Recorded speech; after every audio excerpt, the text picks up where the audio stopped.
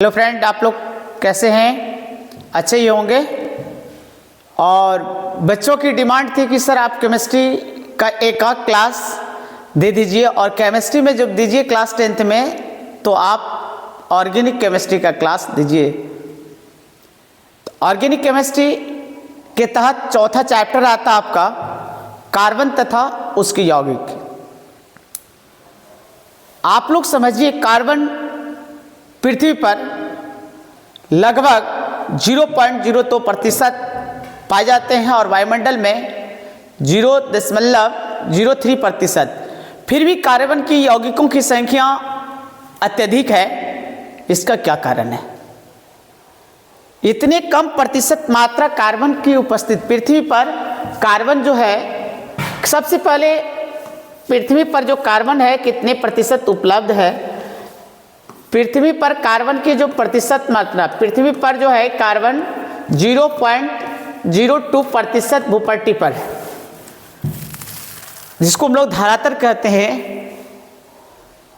और वायुमंडल में कार्बन की जो प्रतिशत मात्रा है, वायुमंडल में कार्बन की जो प्रतिशत मात्रा है वायुमंडल में, वह 0.03%। कार्बन की इतनी कम प्रतिशत मात्रा रहने के बावजूद भी कार्बन की संख्या यानी कार्बन की यौगिकों की संख्या इतने अत्यधिक क्यों है? इसका एक मजेदार बात है। सबसे पहले तो इसको बर्जेलियस ने कहा था, अरे कार्बन प्रकृति की देन है, इसको हम लोग प्रयोगशाला में निर्माण नहीं कर सकते हैं। लेकिन एक बॉयलर वैज्ञानिक आया। बॉयलर वैज्ञानिक ने कहा ये धारणा है, जो मान्यताएं हैं वो गलत है। उन्होंने अमोनियम बॉयलर ने प्रयोग में अमोनियम साइनेट से, किसको? अमोनियम साइनेट से यूरिया का निर्माण कर दिया।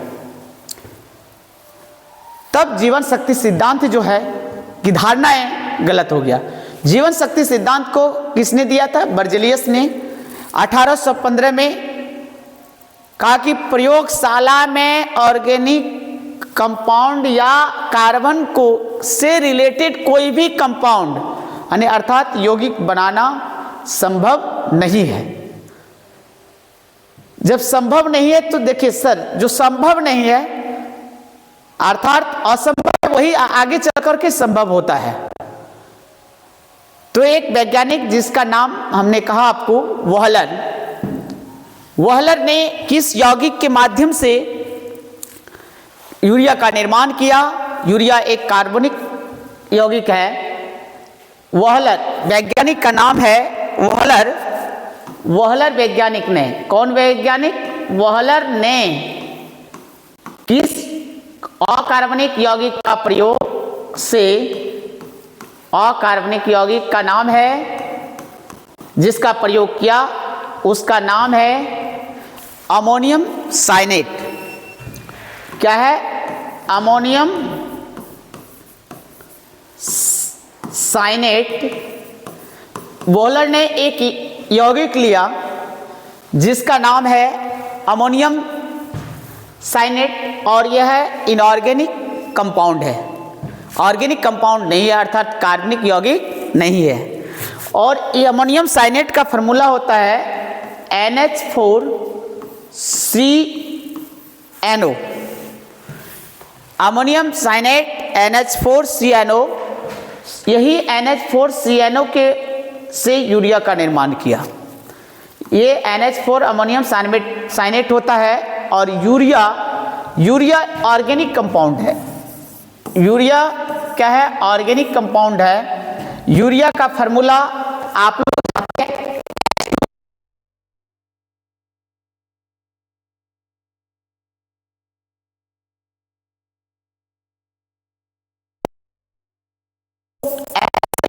है,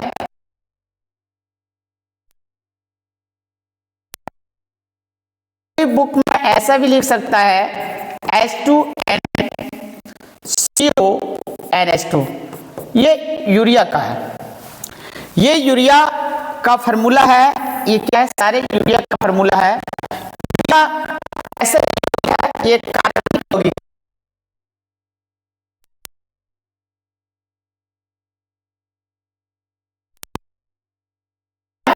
तो वहलर ने बनाया। किसने बनाया? वहलर।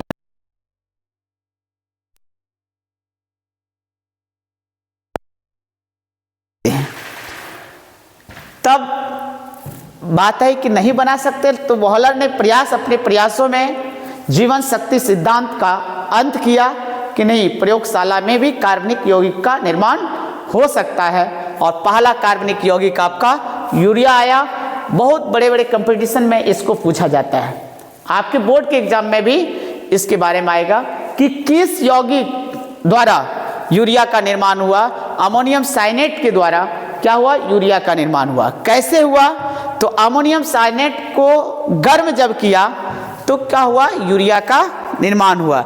अमोनियम साइनेट को गर्म करने पर यूरिया का निर्माण हुआ। रिएक्शन देखना चाहेंगे तो आप रिएक्शन इसको देखना चाहेंगे, NH4CNO, इसको हीट दिया, उष्मा दिया, और उष्मा देने के बाद क्या हुआ?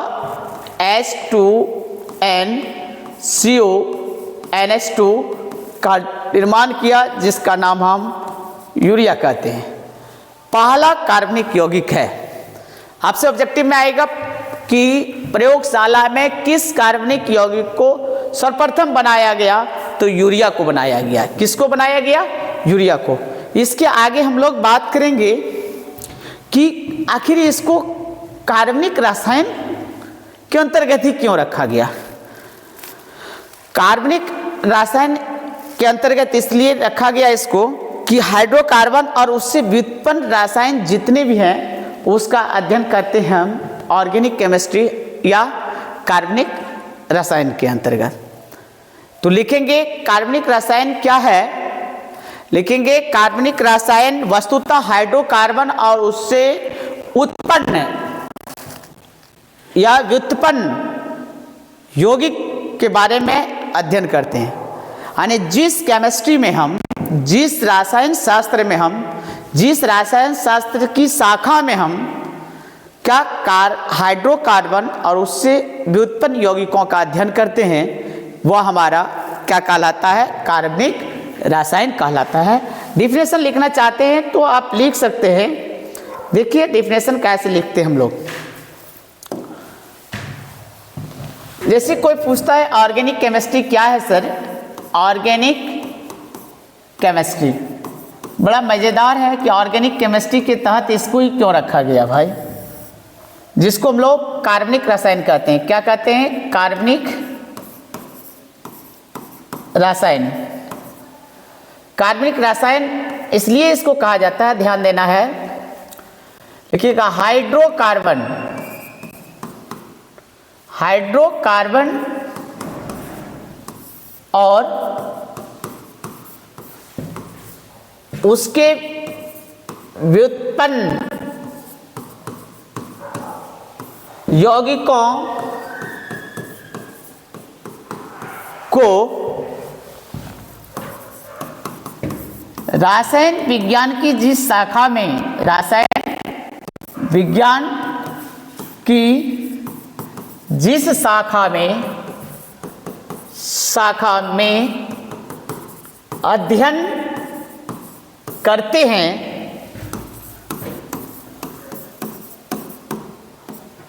उसे कार्बनिक रसायन कहते हैं। क्या कहते हैं? कार्बनिक रसायन कहते हैं। एक बात, एक नया चीज है आया यहाँ, हाइड्रोकार्बन। बड़ा बात आई कि हाइड्रोकार्बन अब क्या है सर, जब आपने हाइड्रोकार्बन और उससे व्युत्पन्न यौगिक बताए, क्या आया? हाइड्रोकार्बन। हाइड्रोकार्बन की जब हम बात करेंगे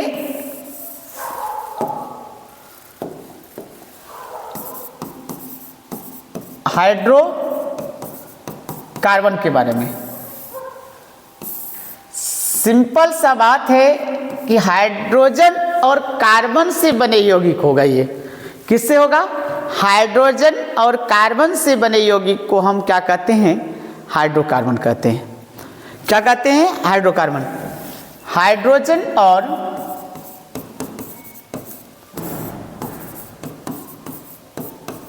कार्बन से बने यौगिक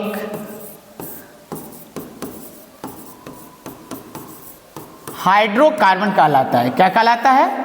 हाइड्रोकार्बन कहलाता है। हाइड्रोजन और कार्बन से बने यौगिक को हाइड्रोकार्बन कहलाते हैं। अगर कोई कहते हैं हाइड्रोकार्बन सर, हाइड्रोकार्बन को कितने वर्गों में बांटा? ध्यान देना है, हाइड्रोकार्बन को कितने वर्गों में बांटा?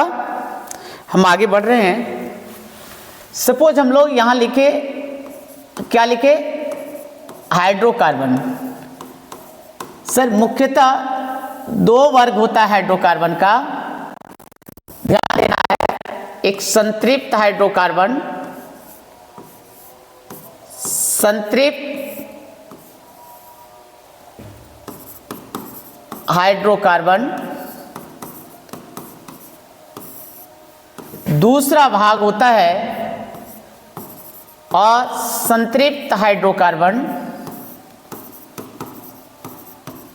हाइड्रोकार्बन। अब संतृप्त और असंतृप्त, अगर कार्बन कार्बन सिंगल बॉन्ड होगा तो इसको हम एल्केन कहेंगे। और इसमें संतृप्त में दो चीज होता है। संतृप्त में दो पार्ट आता है। कार्बन कार्बन ट्रिपल बॉन्ड होगा तो एल्काइन कहेंगे, एल्काइन कहेंगे। कार्बन कार्बन डबल बॉन्ड होता है तो वो आपका लिए एल्कीन होगा। ध्यान देने हैं, alkane carbon carbon single bond, carbon carbon double bond होगा तो इसका नाम एल्कीन होगा। और इसके लिए हम एल्काइन यूज करते हैं। अब बोर्ड के एग्जाम में सामान्य सूत्र पूछता है तो आप इसका सामान्य सूत्र क्या होगा? सामान्य सूत्र बड़ा आसान है, CnH2n+2। इसमें सब में इसमें +2 रहेगा। इसमें इसका सामान्य सूत्र जो होगा वह CnH2n होगा और इसका सामान्य सूत्र होगा CnH2n-2। कई ऑब्जेक्टिव बिहार बोर्ड में पूछे जाते हैं इससे। क्या एल्केन का सामान्य सूत्र CnH2n+2, एल्कीन का सामान्य सूत्र CnH2n, एल्काइन का सामान्य सूत्र CnH2n-2। ध्यान रहे बच्चे कि अगर हाइड्रोकार्बन दो भागों में बांटा, एक संतृप्त दूसरा असंतृप्त, असंतृप्त को भी दो वर्गों में बांट दिया जिसमें डबल बॉन्ड वह एल्कीन की श्रेणी कहलाई, जिसमें कार्बन कार्बन ट्रिपल बॉन्ड है तो क्या कहलाया? आपका एल्काइन श्रेणी कहलाया। इसके लिए ट्रिपल बॉन्ड के लिए हम एक सफिक्स लिखते हैं जिसको हम लोग प्रत्यय कहते हैं। वह कहते हैं प्रत्यय, आयन प्रत्यय का यूज करते हैं। क्या यूज करते हैं? आयन प्रत्यय का यूज करते हैं। और इस डबल बॉन्ड के लिए हम जो प्रत्यय यूज करते हैं वह इन प्रत्यय का, और सिंगल बॉन्ड के लिए जो प्रत्यय यूज करते हैं वह एन प्रत्यय का यूज करते हैं। अब एक बात आया कि किस किस प्रत्यय को हम कैसे यूज करते हैं भाई। डबल बॉन्ड के लिए अगर वहां से समझ में नहीं आ रहा है तो डबल बॉन्ड के लिए क्या यूज करते हैं? इन। सिंगल बॉन्ड के लिए कार्बन कार्बन सिंगल बॉन्ड के लिए N, और कार्बन कार्बन ट्रिपल बॉन्ड के लिए आइन। ये हम सफिक्स का यूज करते हैं। सवाल उठता है कि सर हमें सफिक्स नहीं आता है, इंग्लिश में हमें सफिक्स नहीं आता है, प्रत्यय नहीं आता है। हिंदी में प्रत्यय वह शब्द होता है जो शब्द के अंत में लगता है। क्या होता है? शब्द के अंत में लगता है और उपसर्ग शब्द के पहले लगता है। प्रत्यय शब्द के अंत में और उपसर्ग शब्द के पहले। हिंदी में पढ़े होंगे प्रत्यय और उपसर्ग।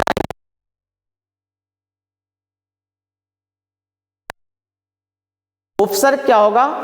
शब्द के पहले लगेगा। तो प्रत्यय ये जो लिखे गए हैं सारे, ये क्या है आपका, ये बॉक्स में हमने कर दिया, ये सफिक्स है। क्या है? सफिक्स है। क्या है? सफिक्स। सफिक्स माने प्रत्यय है। इन्हीं प्रत्यय के माध्यमों से हम एल्केन, एल्कीन और एल्काइन का नाम लिखते हैं। अब तो ये बात आया, क्या हम लोग हाइड्रोकार्बन तक पहुंचे? अब बात आती है बॉन्ड से संबंधित।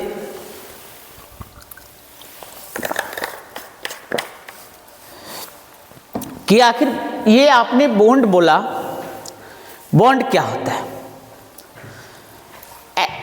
अब बॉन्ड जो होता है एक तरह से बल होता है जो क्या करता है? परमाणुओं को एक साथ बांधकर रखता है। क्या है? एक प्रकार का बल है जो परमाणुओं को एक साथ बांधकर रखता है। अब सर बॉन्ड का निर्माण जो होता है, हम कैसे जानेंगे कि एक बॉन्ड बनाने के लिए कितने इलेक्ट्रॉन की आवश्यकता होती है? ये भी सवाल उठता है। एक बॉन्ड बनाने के लिए कितने इलेक्ट्रॉन की आवश्यकता होती है, ये मुझे बताएं। तो जान ले बच्चों, एक बॉन्ड का निर्माण के लिए, एक बंधन के निर्माण के लिए इलेक्ट्रॉन की आवश्यकता होती है। सर इलेक्ट्रॉन कैसे हम जानेंगे? सवाल इलेक्ट्रॉनिक कॉन्फ़िगरेशन की बात होती है।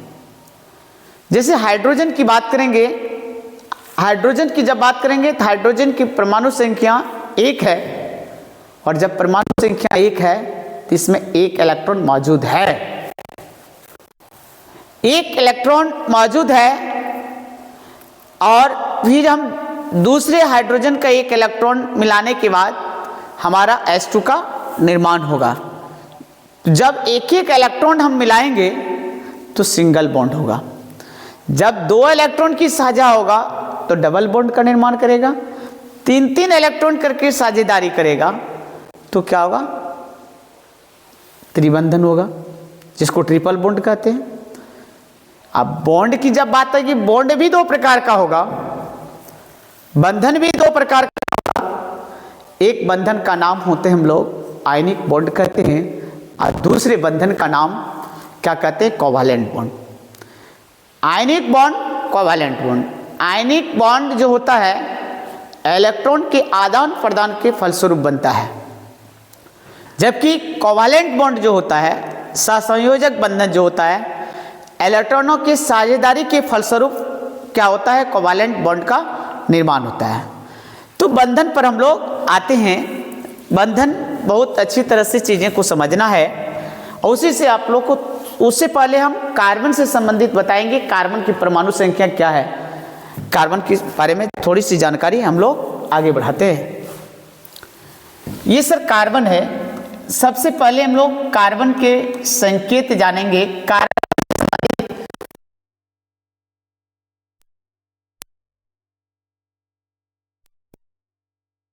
पर कितने प्रतिशत इसका है? पृथ्वी पर प्रतिशत मात्रा जो आपको शुरू में बता चुके हैं, प्रतिशत मात्रा इसका 0.02 प्रतिशत है।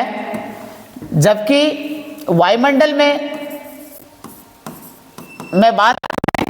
वायुमंडल में इसकी प्रतिशत मात्रा जो लिखा गया है, ठीक है, कार्बन डाइऑक्साइड के रूप में वायु में CO2 के रूप में, CO2 के रूप में, इसके रूप में प्रतिशत मात्रा कितना है? आपसे ये पूछा जाएगा प्रतिशत मात्रा कितना है CO2 के रूप में। सर 0.03%। अब स्वतंत्र अवस्था में कार्बन यहाँ मौजूद नहीं है, क्या है? CO2 के रूप में, जबकि भूपट्टी में आपको स्वतंत्र अवस्था में मिल जाएंगे।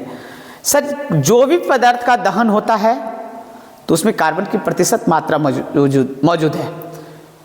हम अपने शरीर को भी जलाएं तो जल जाता है, कोयला को भी जलाते हैं जल जाता है, लकड़ी को भी जलाते हैं जलता है। तो जितने भी जलने वाले पदार्थ हैं उसमें कार्बन की प्रतिशत मात्रा है। अब अलग अलग प्रतिशत मात्रा है।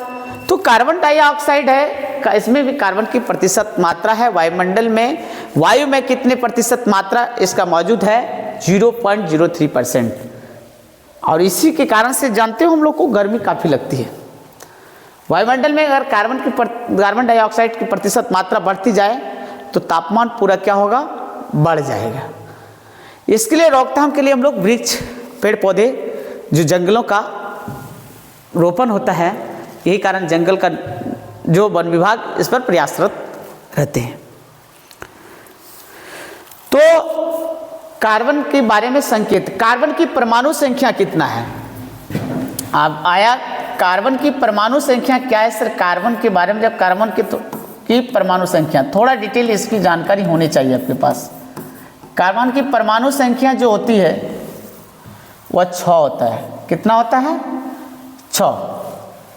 तो यानी C का इलेक्ट्रॉनिक विन्यास, कार्बन का इलेक्ट्रॉनिक विन्यास का नाम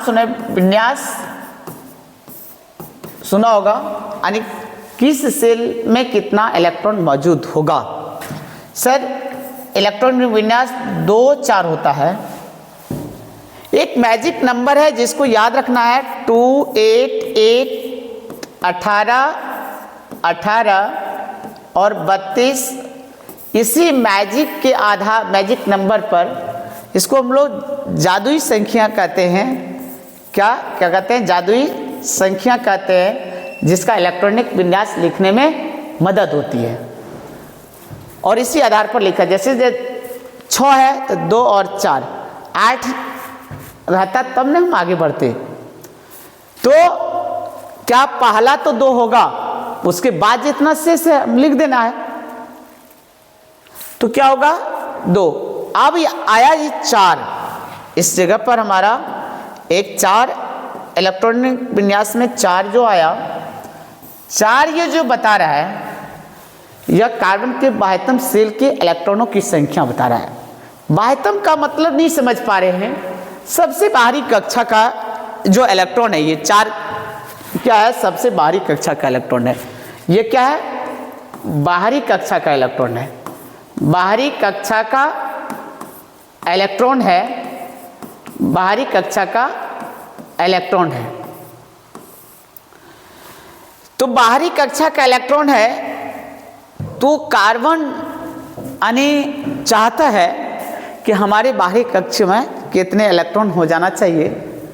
कितना? 8। कितना होना चाहिए? 8। आप लोग सभी जानते हैं, और इलेक्ट्रॉन का त्याग करेगा तो धनायन का निर्माण करेगा, और इलेक्ट्रॉन ग्रहण करेगा, देगा तो प्लस चार्ज, लेगा तो माइनस चार्ज। अगर कार्बन सपोज क्या करेंगे? अगर त्याग करता है इलेक्ट्रॉन का, क्या करता है? कार्बन अगर इलेक्ट्रॉन का त्याग करेगा, ये कार्बन है, कार्बन अगर 4 इलेक्ट्रॉनों को त्याग करेगा, कितने त्याग करेंगे? कितने इलेक्ट्रॉन? अगर 4 ये इलेक्ट्रॉन को त्याग करेगा या 4 को ग्रहण करेगा, प्लस 4 यानी इसमें ग्रहण होता है। अगर करेगा ग्रहण तो कार्बन पर 4 माइनस चार्ज हो जाएगा, C 4 माइनस और C ये 4 प्लस। तो सर ऐसे संभव नहीं है, ये दोनों संभव नहीं है। या पॉसिबिलिटी नहीं बनता है, संभव नहीं है, अर्थात यह असंभव है। कार्बन ना तो 4 इलेक्ट्रॉन त्याग कर सकता है, न ही कार्बन 4 इलेक्ट्रॉनों को ग्रहण कर सकता है। सवाल उठता है तो कार्बन करेगा कैसे, अपना अष्टक पूरा करेगा कैसे? कार्बन 4 अन्य परमाणुओं से इलेक्ट्रॉनों की साझेदारी कर सकता है। साझेदारी कि तुम दो, हम भी तुमको देते हैं, तुम दोस्ती का हाथ बढ़ाओ, हम भी दोस्ती कर लेते हैं, नहीं बढ़ाओगे तो भैया तुम अपने जगह पे रहो, हम अपने जगह पे रहेंगे, जैसा है वैसा रहेंगे। हम गरीब है तो गरीब रहेंगे, हम अमीर है तो अमीर रहेंगे। तो यहाँ क्या हुआ, साझेदारी की बात होगी, तब तो बात बनेगी कि दोनों गरीब नहीं रहेंगे भाई, चलो हाथ बढ़ाते हैं और दोनों आगे हम लोग बढ़ जाते हैं, दोनों का अष्टक पूरा हो जाता है। तो इस प्रकार से यह संभव नहीं हो सकता है। जब संभव नहीं होगा तो समझ लें कार्बन ना तो 4 इलेक्ट्रॉन को त्याग कर सकता है और नहीं 4 इलेक्ट्रॉन को ग्रहण कर सकता है। तब क्या करेगा भैया, 4 इलेक्ट्रॉन की साझेदारी करेगा। कार्बन 4 इलेक्ट्रॉनों को साझेदारी करके 4 सहसंयोजक बंधन का निर्माण करता है, इसलिए कार्बन को हम लोग टेट्रावैलेंसी कहते हैं। क्या कहते हैं? टेट्रावैलेंसी। इसलिए कार्बन 4 बंधन का निर्माण कर सकता है। और कैसा बंधन होगा? वह सहसंयोजक बंधन होगा। इलेक्ट्रॉनों की साझेदारी के फलस्वरूप ये बंधन का निर्माण होता है। जैसे मैं एक दिखाना चाहूँगा मैथेन का बनना, मैथेन का बनना इस पर दिखाना चाहूँगा, थोड़ा सा देखेंगे, जिसको हम लोग इलेक्ट्रॉन बिंदु संरचना भी कहते हैं। उसको मैथेन का बनना जो दिखाएंगे, इसका हम लोग इलेक्ट्रॉन बिंदु संरचना भी खींचेंगे, ध्यान देंगे। एक थोड़ा सा हम लोग मैथेन का बनना, सब कोई समझते हैं कि CH4 होता है सर फार्मूला, ये मैथेन का निर्माण कैसे होगा? आप लोग अभी तुरंत सीखे सर, कार्बन 6 है जिसका इलेक्ट्रॉनिक विन्यास मान लीजिए ये 6 है, ये 6 दिए हैं तो परमाणु संख्या को दिखा रहे हैं, तो इसका इलेक्ट्रॉनिक विन्यास 2, 4 और हाइड्रोजन जो होता है सर 1 होता है जिसका इलेक्ट्रॉनिक विन्यास 1 ही होता है। सर 2 होगा तब नहीं पढ़ेंगे, इसलिए 1। अब इसकी बाह्यतम कक्षा में 1 इलेक्ट्रॉन, इसकी बाह्यतम कक्षा में 4 इलेक्ट्रॉन। अब ध्यान देना है, ये कार्बन, ये बेचारे कार्बन है, इसके पास 1 इलेक्ट्रॉन यहाँ और 1 इलेक्ट्रॉन है। कहता है चारों तरफ हम जाल बिछा देंगे और जाल बिछाने में जो मछली आएगा वो फंसेगा। तो भैया हाइड्रोजन फंस रहा है, कौन फंस रहा है? मैथेन में बनना में हाइड्रोजन आएगा। तो बेचारे हाइड्रोजन भी कहते हैं कि हम क्यों अकेला रहे, धनवान लोग हैं तो उसके साथ अगर थोड़ा मिलजुल ले तो हम भी धनवान बन जाए। मतलब अपना काम हाइड्रोजन भी बड़ा आसानी से निकाल लेते हैं। देखिए कैसे निकालते हैं। हाइड्रोजन का हम इलेक्ट्रॉन को क्रॉस से दिखाए हैं, हाइड्रोजन के इलेक्ट्रॉन को हम किससे दिखाए हैं? क्रॉस से। हाइड्रोजन बेचारा बड़ा होशियार निकला, कहता है कि एक कार्बन भैया थोड़ा सा हमको 1 इलेक्ट्रॉन देते हैं, ये हाइड्रोजन सुख का। तो भैया 1 इलेक्ट्रॉन जैसे ही देगा ये अपना तो काम निकाल लिया कि हाइड्रोजन को अपने बॉन्ड बनाने के लिए, H2 का फॉर्मेशन करने के लिए 2 ही इलेक्ट्रॉन चाहिए। हाइड्रोजन का काम खत्म, क्योंकि फिर आया ये वही बात कहा, ये भी वही बात कहा, तो कार्बन कंगाल हो गया। कार्बन पर के पास 1 भी इलेक्ट्रॉन नहीं बचा। कहता है दोस्ती हम पहले बोले थे ना, इसी शर्त पर करेंगे जब तुम लोग दोगे हमको। तो बेचारे ये कार्बन कहते हैं तुम भी दो, क्योंकि हमने आपको इलेक्ट्रॉन दिया है। तो कार्बन चला कि तुम लोग भी सब इलेक्ट्रॉन को दे दो। इसी का नाम है इलेक्ट्रॉन बिंदु संरचना। इस स्ट्रक्चर का नाम क्या है? इलेक्ट्रॉन बिंदु संरचना। इलेक्ट्रॉन बिंदु संरचना इस स्ट्रक्चर का, इस प्रकार का जो स्ट्रक्चर होगा इसका इलेक्ट्रॉन बिंदु संरचना। तो पता चला अब कैसे हम लोग चार बंधन की बात होते हैं। एक बॉन्ड बनाने के लिए, एक बॉन्ड के निर्माण के लिए, सिंगल बॉन्ड के लिए आप लोग को हम बताए थे, सिंगल बॉन्ड के लिए 2 इलेक्ट्रॉन, कितने इलेक्ट्रॉन चाहिए भाई? 2 इलेक्ट्रॉन चाहिए। कितने इलेक्ट्रॉन चाहिए? सिंगल बॉन्ड बनाने के लिए 2 इलेक्ट्रॉन चाहिए। तो यहां 2 इलेक्ट्रॉन मिल गया इसको। सिंगल बॉन्ड बनाने के लिए 2 इलेक्ट्रॉन चाहिए, जो 2 इलेक्ट्रॉन आपको मिल गया। आप देखिए ये स्ट्रक्चर जो एग्जैक्टली होगा, कार्बन है सिंगल बॉन्ड साझेदारी के फलस्वरूप बना, इसलिए यह जो कहलाएगा, यह सूत्र जो कहलाएगा, यह सूत्र क्या कहलाएगा? इसका संरचना सूत्र कहलाएगा। क्या कहलाएगा? संरचना सूत्र कहलाएगा। तो यह स्ट्रक्चर जो कहलाएगा, अब क्या कहलाएगा? संरचना सूत्र कहलाएगा। क्या कहलाएगा? संरचना सूत्र कहलाएगा। ये क्या कहलाएगा? कौन? ये स्ट्रक्चर जो कहलाएगा संरचना सूत्र। तो इस तरह से स्ट्रक्चर जहां भी आपको केमिस्ट्री में बैठेगा उसको कहेंगे क्या? इलेक्ट्रॉन बिंदु संरचना या लुईस स्ट्रक्चर है। लुईस स्ट्रक्चर में सिर्फ जानते हो ये जो हम घेरा लगाए इसको छोड़ देता है, खाली इलेक्ट्रॉन को दर्शा करके लिख देता है। जैसे हमने आपको मैथेन का बनना दिखाया, इससे स्पष्ट हो गया कि कार्बन 4 बंधन बनाते हैं। और कैसा बंधन बनाया? सहसंयोजक बंधन बनाया। कैसा बंधन बनाया? सहसंयोजक बंधन बनाया। और सहसंयोजक कैसे बनता है? इलेक्ट्रॉनों की साझेदारी के फलस्वरूप बनता है। आप यहां आया बंधन या बॉन्ड, क्या अगले टॉपिक आया? बंधन या बॉन्ड। कैसे निर्माण हुआ बंधनों का आपने देखा। और हम लोग बात अब करेंगे रासायनिक बंधन। क्या बनेंगे? कहेंगे रासायनिक बंधन की बात करेंगे। तो रासायनिक बंधन एक प्रकार का बल है जो अपने में निर्मित करके, जो भी निर्माण करता है उसके परमाणुओं को एक साथ बांधने की कर रखने में सहायता प्रदान करता है। क्या करता है? सहायता प्रदान करता है। परमाणुओं को एक साथ बांध कर रखने में सहायता प्रदान करता है, वो एक प्रकार का बल है। ठीक है। तो बॉन्ड का जब बात करेंगे, बॉन्ड जो हमारा होगा केमिकल बॉन्ड, वह 2 प्रकार का होगा। कितने प्रकार का होगा? अब आएगा केमिकल बॉन्ड की बात। केमिकल बॉन्ड हो सकता है, केमिकल बॉन्डिंग भी लिख सकता है, या इसको हम लोग रासायनिक बंध, या कहीं कहीं बुक में बंधन भी लिखा होगा। दोनों सेम चीज है। ये 2 तरह से बंधन होगा। अभी आप सवाल उठाएंगे हम लोग 2 तरह के कौन कौन बॉन्ड होंगे भाई? जिसे हमने बताया आपको, एक होगा covalent bond,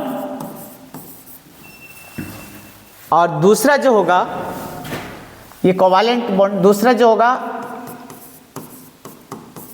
ionic bond.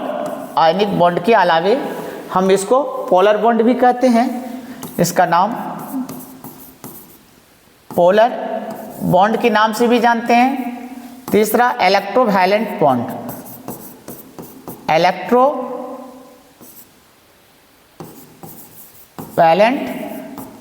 Bond के नाम से जानते हैं। इसका हिंदी तो आपका संयोजक बंधन हुआ। इसका हिंदी आयनिक बंधन हुआ, या इसका हम लोग इसको ध्रुवीय बंधन के नाम से भी जान सकते हैं, और इसको वैद्युत संयोजक बंधन होगा। सर ये बॉन्ड हुआ।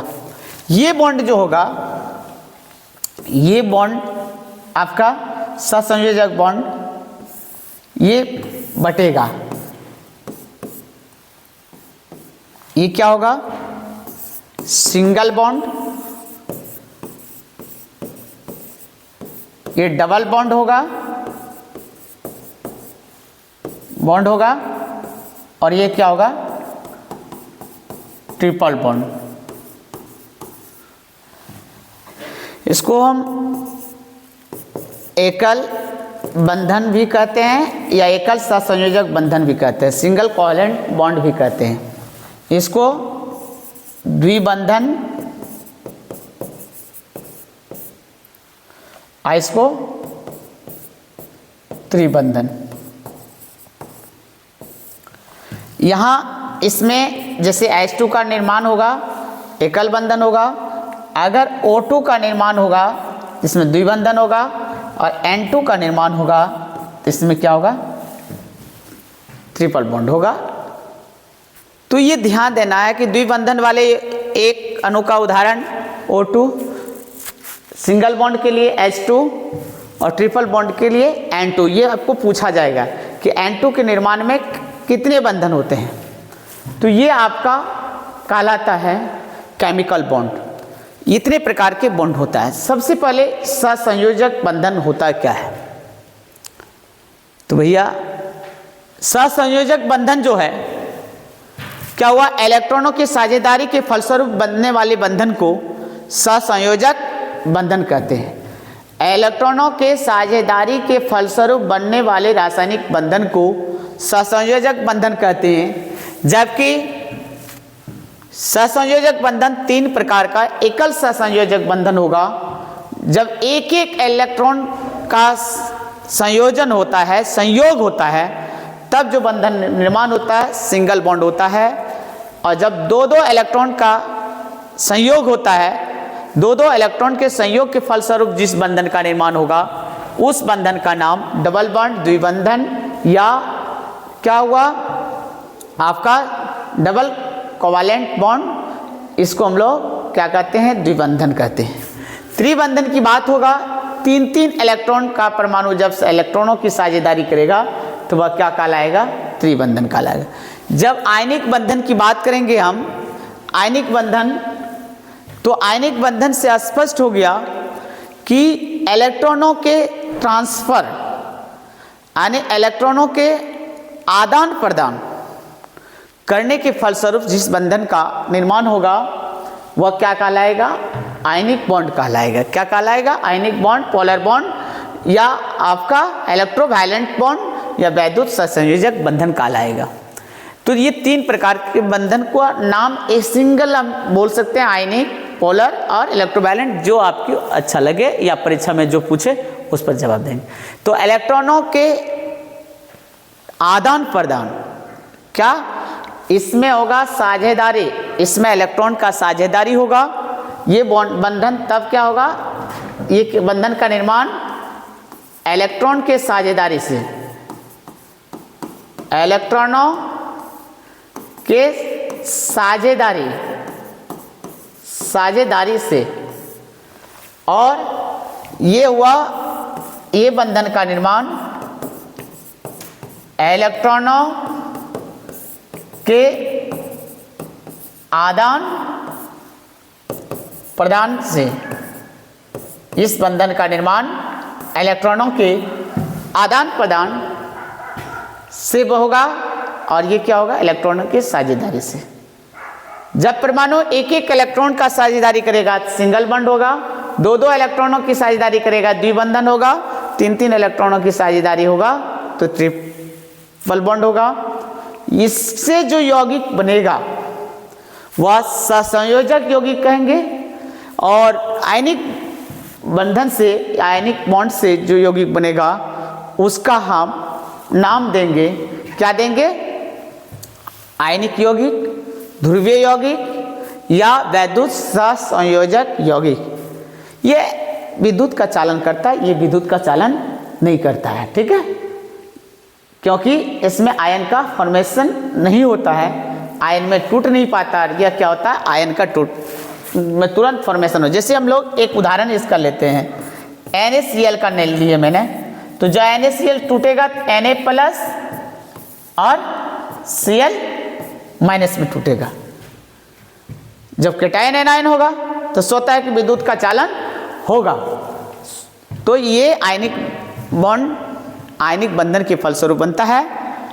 क्या आयनिक बंधन के फलस्वरूप बनने वाले यौगिक को हम आयनिक यौगिक कहेंगे, और सहसंयोजक बंधन से बनने वाले यौगिक को हम लोग क्या कहेंगे, सहसंयोजक यौगिक कहेंगे।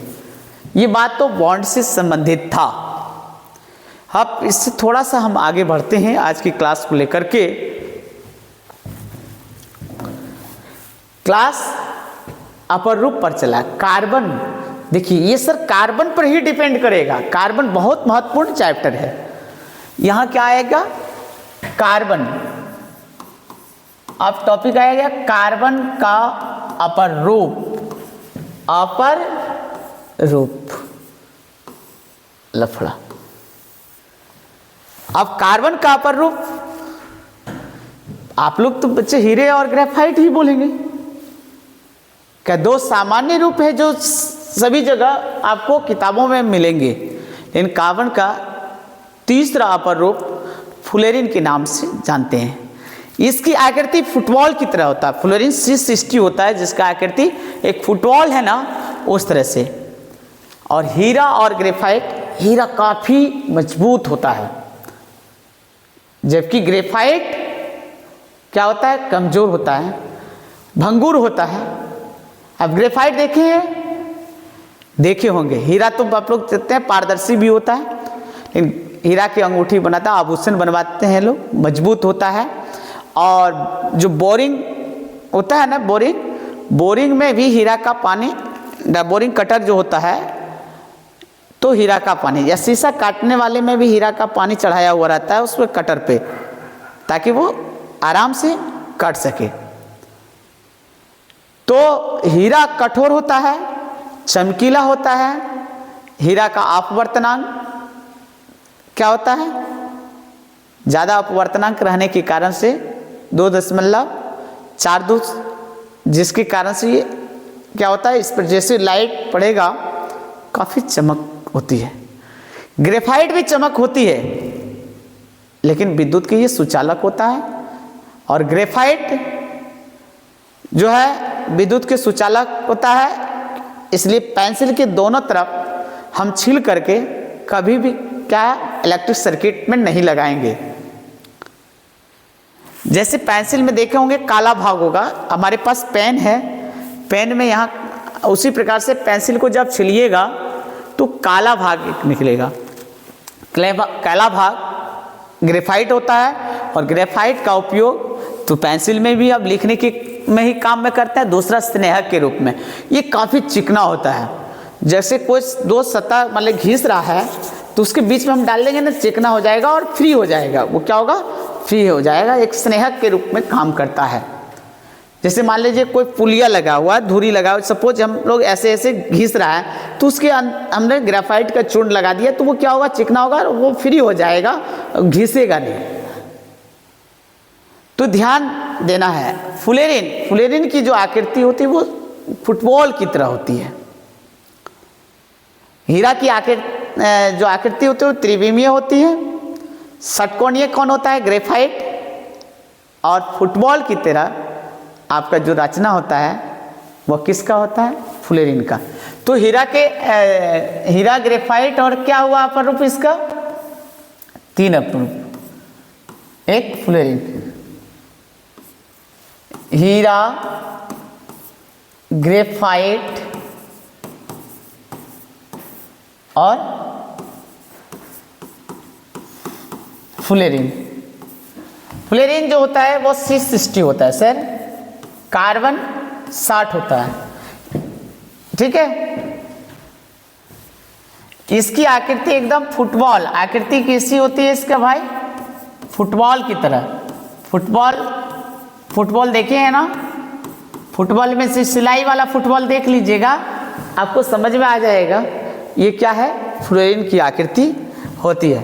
फ्लोरीन की आकृति कैसे होती है, अब फुटबॉल की तरह ये ग्रेफाइट की संरचना, इसकी संरचना जो ग्रेफाइट की होगी वह ग्रेफाइट काफ़ी मुलायम होता है। अब मुलायम रहने के कारण से क्या, या इसको पीटा जाए तो क्या होगा, टूट जाएगा। क्या होगा, टूट जाएगा। ग्रेफाइट क्या होगा, चूर हो जाएगा। जबकि इसकी अपेक्षा में हीरा काफ़ी मजबूत होता है। हीरा काफ़ी मजबूत होता है। हीरा की जो हम त्रिविमीय आकृति कहते हैं, इसके आकृति जो होगी, अगर पूछा जाए आकृति, इसकी हीरे की आकृति अगर पूछा जाए आपसे, आकृति कैसी होती है, इसकी संरचना त्रिविमीय होती है। क्या होती है, त्रिविमीय होती है आकृति, त्रिविमीय होती है संरचना, और इसका षटकोणीय होगा, षटकोणीय संरचना होगी, षटकोणीय संरचना होगा। ग्रेफाइट का संरचना षटकोणीय होगा। ग्रेफाइट की जो संरचनाएं होगी वह क्या होगी, षटकोणीय होगा, और एक कमजोर वंडर वाल फोर्स द्वारा जुड़ा रहता है। ये हीरे की अपेक्षा में ग्रेफाइट ये मुलायम होते हैं। क्या होते हैं, मुलायम होते हैं। ग्रेफाइट कैसा होता है, मुलायम होता है। ठीक है, मुलायम, सुचालक, मुलायम और सुचालक। जबकि ये क्या होता है, कठोर होता है। ठीक है, कठोर होता है। हीरा क्या होता है, कठोर होता है। हीरा क्या होता है, कठोर होता है। ये कैसी आकृति बनाती है ग्रेफाइट, एक अपने ग्रेफाइट के परमाणु से जुड़ करके षटकोणीय, ये फुटबॉल की तरह होता है।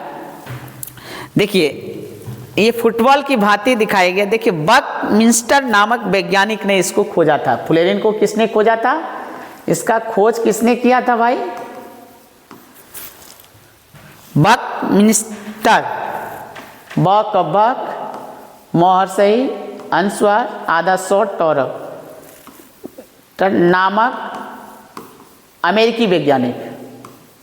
कहाँ के वैज्ञानिक थे, अमेरिकी वैज्ञानिक ने ये बताया कि कार्बन का अन्य अपरूप जो फ्लोरीन है वह फुटबॉल की भांति होती है, जिसमें कार्बन की संरचना क्या है, फ्लोरीन में कार्बन 60 है, कार्बन 60 है। इस प्रकार से हम लोग कार्बन के अपरूपों को जाने, अपरूप के क्या संरचना है। ये ऑब्जेक्टिव में आएगा सर। कार्बन के अपरूप हीरा जो कैसा आता है, कठोर प्रवृत्ति के होता है, ये पारदर्शी होता है, ये पारदर्शी नहीं होता है। ये मुलायम और होने के कारण से इसको स्नेहक के रूप में हम लोग प्रयोग करते हैं। और पूछेगा फ्लोरीन का खोज किस वैज्ञानिक ने, बकमिंस्टर नामक अमेरिकी वैज्ञानिक। ठीक है, बात करेंगे हीरे की संरचना कैसी होती भाई, त्रिविमीय होती है। त्रिविम भी कहीं लिखा होगा, त्रिविम भी अगर लिखा है तो वो त्रिविमीय समझना, 3D होता है। ठीक है, 3 डायमेंशनल होता है। ये चमकता है। इसका अपवर्तनांक 2.42 होता है, जिसके कारण से काफ़ी चमकता है। इसका अपवर्तनांक, हीरा का अपवर्तनांक अगर पूछता है, हीरा का अपवर्तनांक जो आप लोग याद रखिएगा ऑब्जेक्टिव में, हीरा का अपवर्तनांक जो होता है 2.42 होता है। काफ़ी इसी कारण से काफ़ी चमकता है। इस पर अगर लाइट पड़े है तो दूर से ही चमकता है। इसलिए हीरा काफ़ी कीमती है और इसका उपयोग आभूषण बनाने में भी किया जाता है। हीरा का उपयोग किस में किया जाता है, आभूषण बनाने में। तो हमने बॉन्ड पढ़ा, कार्बन का अपरूप पढ़ा, और कार्बन के मुख्य गुण क्या है, जो हम लोग इसकी संख्या काफ़ी अधिक होता है, काफ़ी श्रृंखलन गुण जिसके बारे में हम लोग कहते हैं। कार्बन क्या होता है, एक कड़ी से दूसरी कड़ी में जुड़ते जाता है। क्या होता है, जुड़ते जाता है, जिससे कार्बनों की यौगिकों की संख्या करोड़ों में है। कार्बन की यौगिकों की संख्या इतना अत्यधिक क्यों है, आपसे पूछा जा सकता है ऐसा क्वेश्चन, इंपॉर्टेंट क्वेश्चन है। कार्बन के यौगिकों की संख्या यौगिकों की संख्या अत्यधिक क्यों है? अत्यधिक क्यों है? ऐसा अगर क्वेश्चन आपसे पूछा जाए, ध्यान देना है, तो जवाब देना है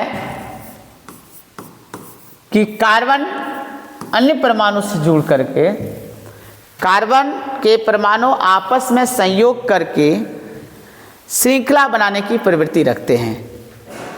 कार्बन के परमाणु आपस में संयोग करके श्रृंखला बनाने की प्रवृत्ति रखते हैं और कार्बन में उपस्थित इस गुण को श्रृंखलन गुण कहते हैं और श्रृंखलन गुण के कारण कार्बन की यौगिकों की संख्या अत्यधिक होते हैं। ठीक है, कार्बन के परमाणु देखिएगा, कार्बन के परमाणु आपस में जुड़कर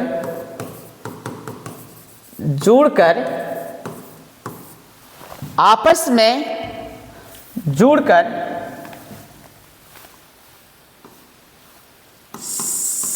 श्रृंखला बनाते हैं। कार्बन के इस गुण को हम क्या कहते हैं? श्रृंखलन गुण।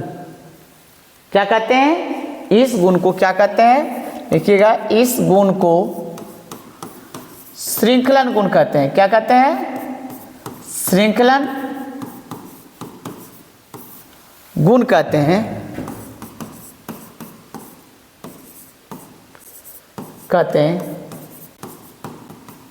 श्रृंखलन गुण के कारण ही कार्बन की यौगिकों की संख्या अत्यधिक होते हैं।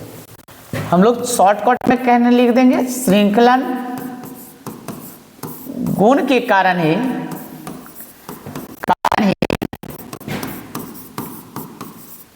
कार्बन के यौगिकों की संख्या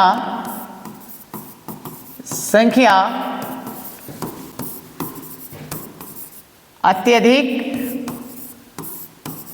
होती हैं, क्योंकि कार्बन अपने अन्य कार्बन परमाणु से भी आपस में जुड़ता है। ऐसे श्रृंखलन गुण का मतलब ऐसे जुड़ गया, समझ रहे हैं ना? ये गुण कैसा है? श्रृंखलन गुण कहते हैं। जुड़ते चले जाएगा और इसी गुण के कारण से कार्बन के यौगिकों की संख्या काफी अधिक होती है। कार्बन में श्रृंखलन गुण उपस्थित रहता है, जिसकी संख्या क्या? कार्बन के यौगिकों की संख्या इसी कारण से काफी अत्यधिक होते हैं। आपसे पूछिए, कुछ इलेक्ट्रॉन बिंदु की संरचना हमको दिखा दीजिए। ठीक है, एक दो इलेक्ट्रॉन बिंदु की संरचना हम आपको प्रस्तुत कर रहे हैं। अगर परीक्षा में पूछ दे तो इस पर चर्चा कर लेंगे।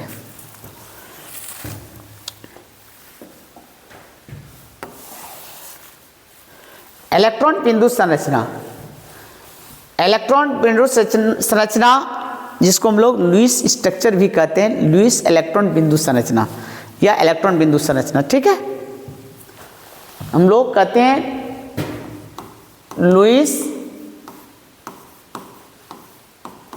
इलेक्ट्रॉन बिंदु संरचना,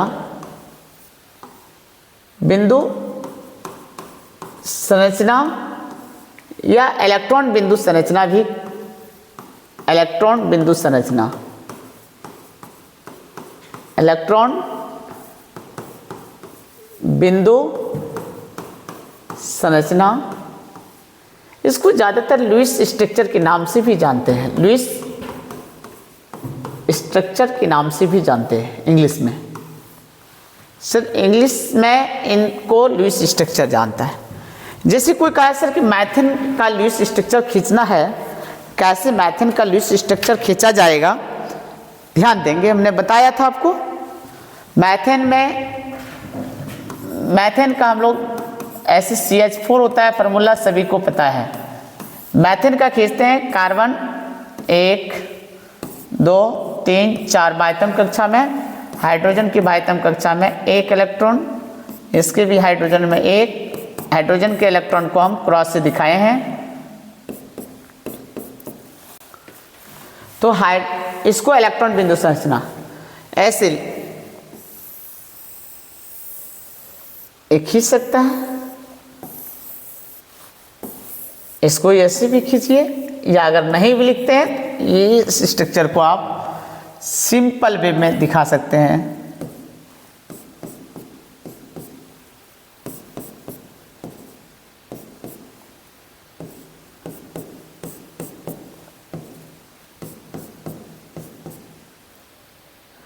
इसको ऐसा भी दिखा सकते हैं स्ट्रक्चर को। दोनों इलेक्ट्रॉन बिंदु संरचना है। अब जिस प्रकार से दिखा सकते हैं तो इसको इलेक्ट्रॉन बिंदु संरचना कहते हैं। हम लोग क्या कहते हैं? इलेक्ट्रॉन बिंदु संरचना। जैसे आपको हाइड्रोजन का खींचना हो, H2 का खींचना हो, हाइड्रोजन के पास एक इलेक्ट्रॉन, इसके हाइड्रोजन के पास भी एक इलेक्ट्रॉन, तो इसको हम लोग H सिंगल बॉन्ड H कहते हैं। ये इलेक्ट्रॉन किसका खिंचाया? आपका इलेक्ट्रॉन बिंदु संरचना H2 का ये स्ट्रक्चर का लाएगा। ठीक है, इसको हम लोग इलेक्ट्रॉन बिंदु संरचना कहते हैं। जैसे O2 का बनना अगर दिखाना हो, आपको O2 का बनना दिखाना हो, O2 का बनना आपको दिखाना हो, कैसे O2 का निर्माण होता है ध्यान देना। सबसे पहले O, इसकी परमाणु संख्या 8, जिसकी इलेक्ट्रॉनिक विन्यास 2-6, बाह्यतम कक्ष में 6 इलेक्ट्रॉन। तो ये इस ऑक्सीजन का मैंने लिया क्या 2, 4 और 2, 6 इलेक्ट्रॉन। इस ऑक्सीजन का भी 2, 4 और 2, 6 इलेक्ट्रॉन। देखिए, ध्यान से देखना है आपको। हमने खींचा, देखिए तो 8 इलेक्ट्रॉन पूरा, फिर कितने इलेक्ट्रॉनों की साझेदारी हुई? 2 इलेक्ट्रॉन का। इसलिए इसके स्ट्रक्चर को हम क्या O डबल बॉन्ड O भी लिख सकते हैं। और ये जो बंधन 2 इलेक्ट्रॉन की साझेदारी किया तो द्विबंधन का निर्माण हुआ। क्या हुआ? द्विबंधन का निर्माण। जैसे N2 का बनना हम दिखाते हैं आपको। N2 का बनना नाइट्रोजन 7 होता है, परमाणु संख्या 7, जिसका इलेक्ट्रॉनिक विन्यास 2,5। इसके बाह्यतम कक्ष में 5 इलेक्ट्रॉन, तो 3 इलेक्ट्रॉन नहीं ले, 5 इलेक्ट्रॉन 3 इलेक्ट्रॉन क्या करेगा? साझेदारी करेगा। देखो यहां से नाइट्रोजन 2 इलेक्ट्रॉन, 1, 2, 3, 5 हो गया। इस नाइट्रोजन का 1, 2, 3 और 2, 5। ये नाइट्रोजन क्या किया? 3, 3, 6, 2, 8। देखिए कितने इलेक्ट्रॉनों की साझेदारी यहाँ किया? 3 इलेक्ट्रॉन, 3, 6 इलेक्ट्रॉन। इसका मतलब कितने बॉन्ड बनेगा? ट्रिपल बॉन्ड बनेगा। इस प्रकार से हम लोग जो बनाते हैं इसको इलेक्ट्रॉन बिंदु संरचना कहते हैं, लुईस स्ट्रक्चर कहते हैं। इसमें हम लोग क्या करते हैं? इलेक्ट्रॉन खींच करके दिखा देते हैं। ठीक है, तो ये इस प्रकार से हम लोग एकल बॉन्ड या एकल सहसंयोजक, द्विक सहसंयोजक, त्रिक सहसंयोजक बंधन का निर्माण किए। अब हम लोग नेक्स्ट क्लास जब इसका लाएंगे तो सभी बातों को बताएंगे। अब नाम इस paper nomenclature of organic compound, इस चैप्टर में आएगा नोमेनक्लेचर ऑफ ऑर्गेनिक कंपाउंड्स, नामांकन। कैसे हम एल्केन के नाम को लिखते हैं, कैसे एल्किन के नाम को लिखते हैं, कैसे एल्काइन के नाम लिखेंगे, कैसे एल्कोहल का नाम लिखेंगे, कैसे बेंजीन का नाम लिखेंगे, बेंजीन की डेरिवेटिव्स होगा। इन बातों को हम नेक्स्ट वीडियो में आपको बताएंगे। जो भी बच्चे हमारे वीडियो को देख रहे हैं वो लाइक करें, सब्सक्राइब करें और आपको समस्या होती है तो कमेंट भी करें, हम हर एक कमेंट का जवाब देने का प्रयास करेंगे। धन्यवाद।